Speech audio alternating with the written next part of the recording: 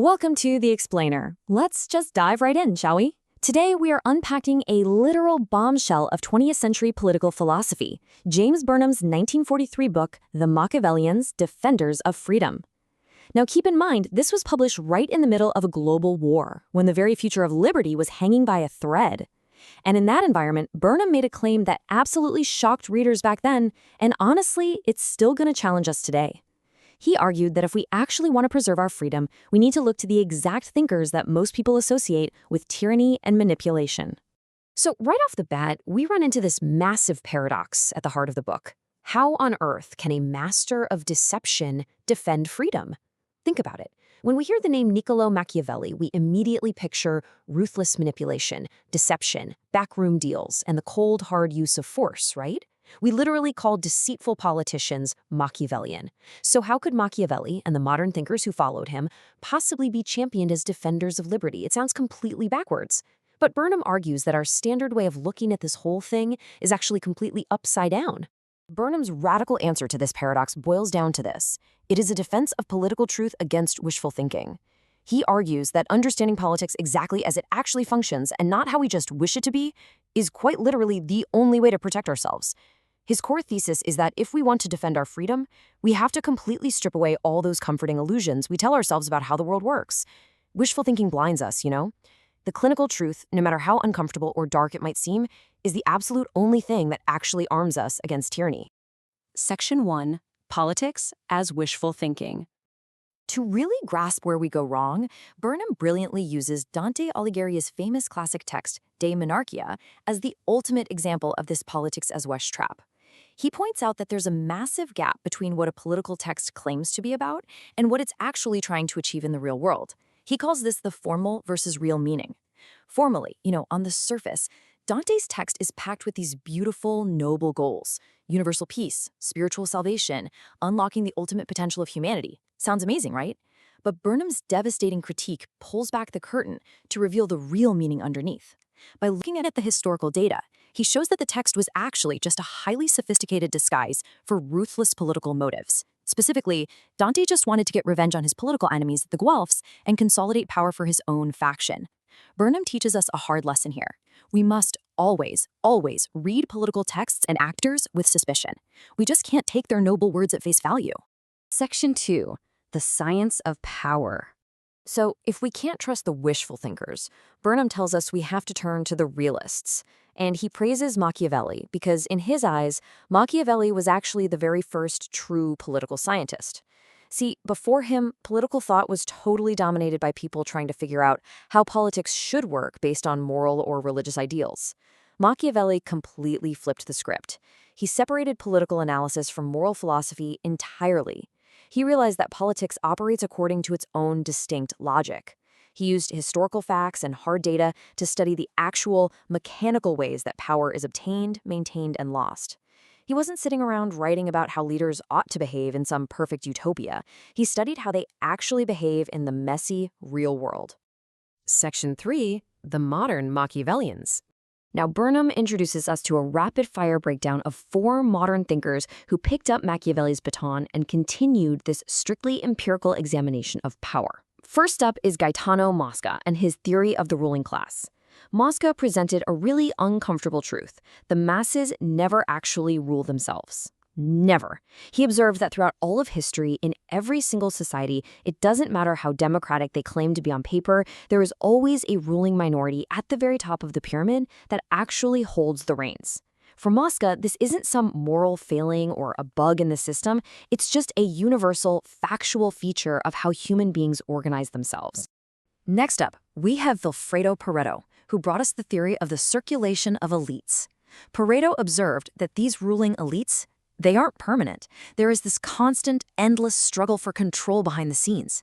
Basically, one elite group rises to power, they rule for a while, but eventually they become decadent or complacent, and then they are overthrown and replaced by a brand new elite. This cycle is a game changer because it tells us something crucial. Revolutions rarely, if ever, actually create popular rule by the people. They usually just replace one tired ruling class with a brand new ruling class. Meet the new boss, same as the old boss. Then we get to Robert Michels, who formulated the incredibly pessimistic, yet absolutely fascinating, iron law of oligarchy. Michels noticed that the exact moment any organization forms, and we're talking even revolutionary movements that are totally 100% committed to grassroots democracy, it immediately requires leaders. And over time, those leaders inevitably develop interests that are separate from the general membership. They start consolidating their control, and before you know it, the organization becomes dominated by a small, self-perpetuating oligarchy. According to Michels, this isn't even about corruption. It's just the unavoidable mathematical consequence of organization itself. Finally, we have Georges Sorel and his brilliant concept of the political myth. Sorel provided this piercing insight that mass political movements are almost never driven by reason, hard evidence, or the best logical arguments. Actually, scratch that, they're never driven by logic. Instead, they're driven by belief and raw emotion. People are moved to take action by powerful, simplified narratives and symbols, what he calls myths. These myths are what mobilize the masses and give deep emotional meaning to their struggles, completely bypassing any kind of rational calculation. Section 4. The Archetypes of Power. Okay, so now that we've looked at the underlying theories, we can clearly see the different players on the political board. Burnham's framework essentially maps out 4 main archetypes for us. You have the realist, whose core trait is empirical observation. They just want to look at the data and understand reality exactly as it is. Then you have the elite, who is highly calculating and solely motivated by obtaining and holding on to power. You've got the mythmaker, who uses intense charisma and compelling narratives to shape political outcomes. But look closely at the ideologue. This is the truly tragic figure in Burnham's whole analysis.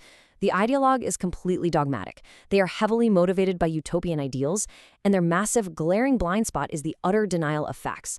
Because they suffer from intense confirmation bias and wishful thinking, the ideologue is basically a sitting duck.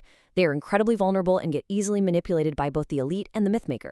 By stubbornly clinging to how they wish the world was, they literally become tools for those who understand how power actually operates. Section 5. Defending Freedom Through Realism. We are finally ready to synthesize all these harsh truths to answer our opening paradox. Why on earth does acknowledging this dark reality actually defend our freedom? Well, first off, truth is inherently liberating. It's only when everyday people are told the actual, unvarnished truth about power that their interests can be safeguarded.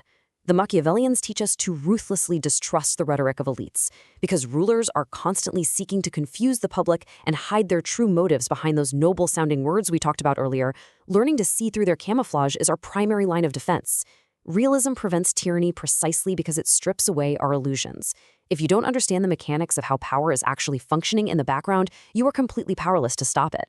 And this leads us directly to Burnham's ultimate, most sobering rule of political physics. Are you ready for it?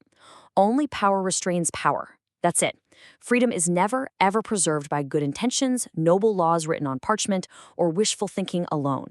If you truly want to check the power of rulers, you must have countervailing power of your own to push back. That is the fundamental, mechanical reality of liberty. So how do we actually apply this clinical realism in our own lives? Burnham distilled his entire framework down into a few highly actionable takeaways. Step 1. You have to renounce all ideology, because ideology naturally distorts your perception of reality. Step 2. Observe politics empirically, exactly as it actually is, not as you desperately want it to be. Step 3. Always distrust the formal meanings. Look beneath the surface of what politicians are saying to find the real meaning and the actual hidden interests being served. And step 4, build countervailing power. Because as we just learned, that is literally the only thing that actually restrains those sitting at the top of the pyramid. This leaves us with a massive challenge to take away from this explainer today. The Machiavellians are basically daring us to step completely out of our ideological comfort zones. Let's be honest, it is so much easier and so much more comforting to just believe the noble myths and the formal meanings. But Burnham's entire point is that this wishful thinking is the very thing that makes us so incredibly vulnerable to tyranny. So the ultimate question I want to leave you with today is this. Are you willing to see politics as it actually is, rather than how you wish it to be? Because according to James Burnham, embracing that deeply uncomfortable truth is the only real way to defend your freedom.